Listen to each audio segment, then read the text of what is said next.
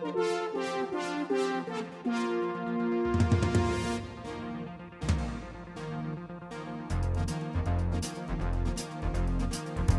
is my Christmas village. I've had it since I was in high school. My mom made it, or started it for me, I should say. And everything in the village has meaning. So all the houses, they either represent something about me or something about my life. And as you can see, things I like the TARDIS. And so we have the temple, and I love the temple. And there's a bakery, a library, teddy bear shop, fiddle shop, a movie theater playing It's a Wonderful Life, and a bed and breakfast. And this area of my village is supposed to represent how I love hiking and camping and being outdoors. And as you can see, I have some random toys in my village that I'll point out some more in just a second. These houses here represent different places I lived. Right here is the place I currently live in. And this is supposed to be Heber C. Kimball home in Nauvoo for when I lived in Nauvoo. And this is supposed to be when I lived in apartment 26 when I was in college. This is my grandma's house. And if I remember right, this is supposed to be my dream house because it has that big porch. In case you didn't notice, there's a Dalek attacking my village. Sweet, right? This Christmas tree, if I remember right, was made by my Grandpa Mitchell. So my mom added that to my village. Who wouldn't want to play a playground with that guy? Especially a preschool. Sounds like a lot of fun.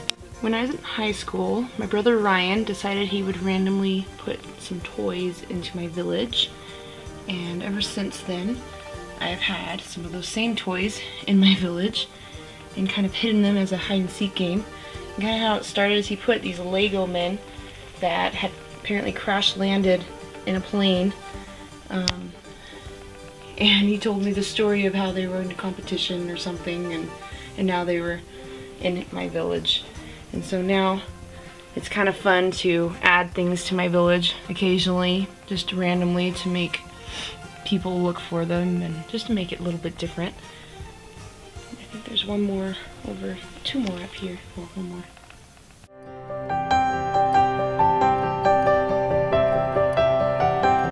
This miniature fire station was given to me by a coworker, one of my really good friends, because one year I was working in Provo and the fire alarm went off it felt like almost every day, making us do a fire drill, even though it was just a child that had just pulled the fire alarm. And it was just a really ridiculous year.